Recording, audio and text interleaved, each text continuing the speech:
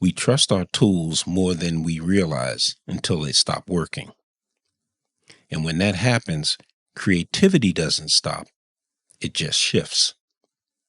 Because when the automation fades, instinct steps in. The connection drops, but the story continues. This is the human algorithm, a reminder that even in a world driven by technology, we're still the ones behind the lens.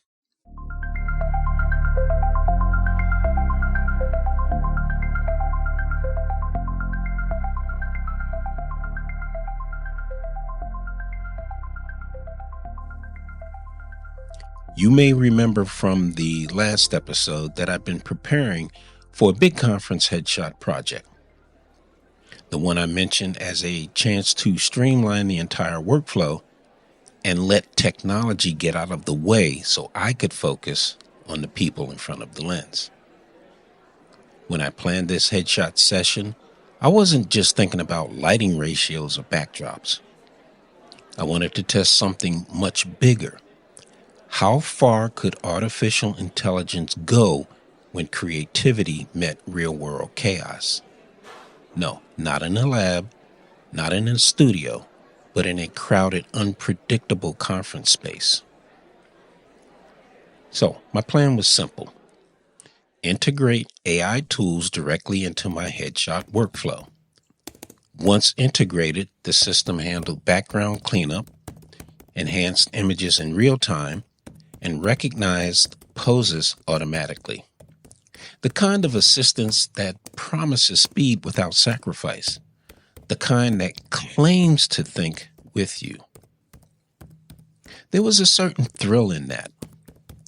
This was more than a shoot. It was an experiment in trust. Trust in the code. Trust in the network. Trust in the invisible systems that are starting to shape our creative instincts. My goal was to see if AI could keep up with the pace of real human interaction. Could it adapt when subjects moved, when expressions changed, when the light shifted?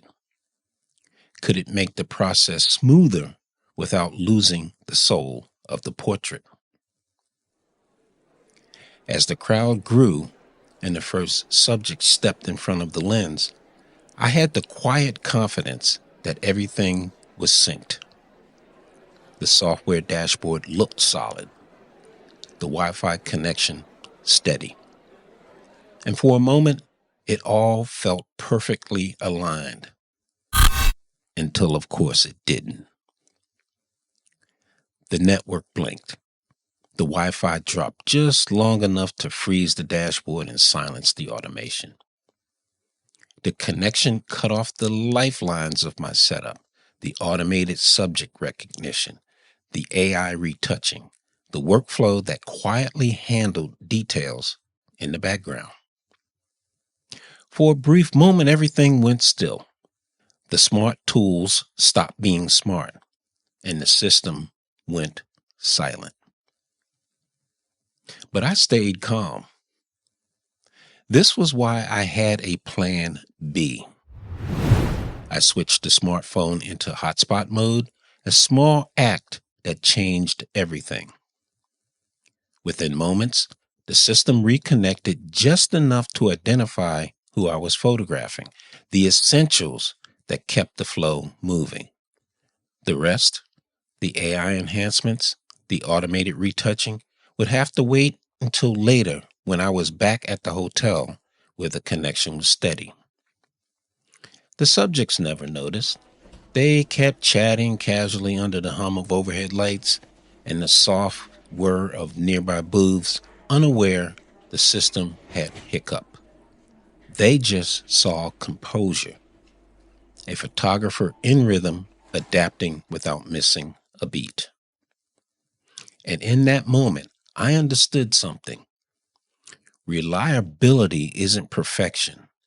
It's the ability to recover gracefully. The workflow I built for efficiency turned into a study in adaptability. Every interruption became an opportunity to think differently.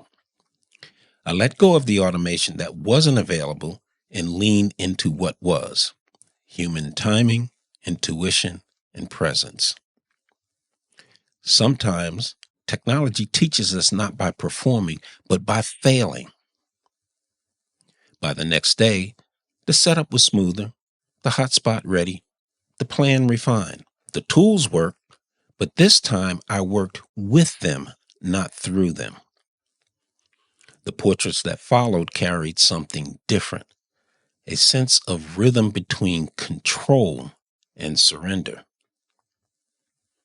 That night, back in the quiet of my hotel room, the hum of the day finally settled. The screens came back to life, dashboards glowing, the automation cue catching up.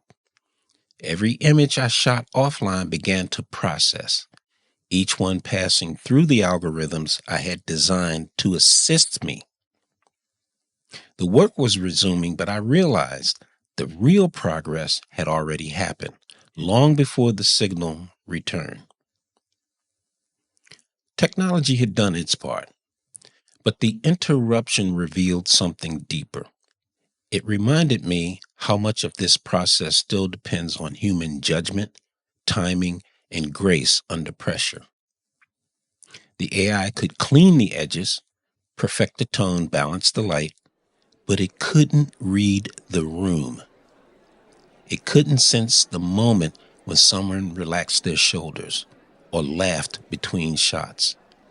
This was still my domain, the part of storytelling that technology can't duplicate. What the AI taught me, echoing the adaptability I learned back in the conference space, wasn't about perfection. It was about patience. It reminded me that automation should amplify creativity, not define it. That every tool has its place, but the story still belongs to the human behind the lens. We talk about machine learning, but what I experienced was creative learning. The next morning, as I packed my gear, the system ran better, stable enough to trust, even if not flawless. But my focus had shifted. I wasn't seeking perfection anymore.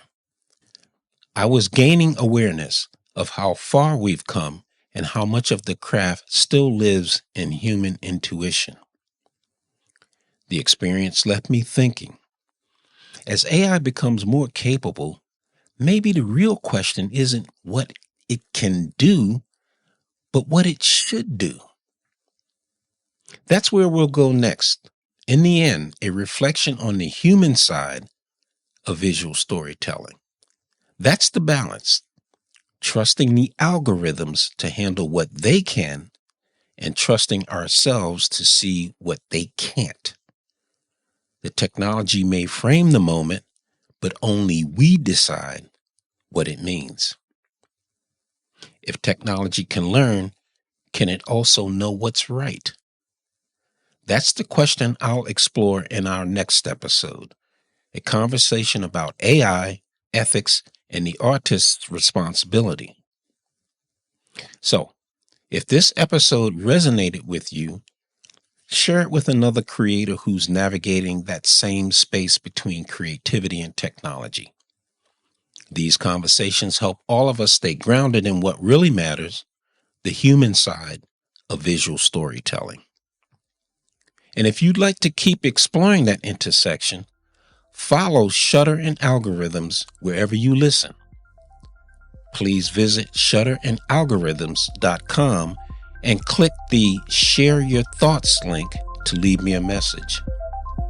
Every story here reminds us that innovation starts with instinct and ends with connection. I'll catch you on the next episode.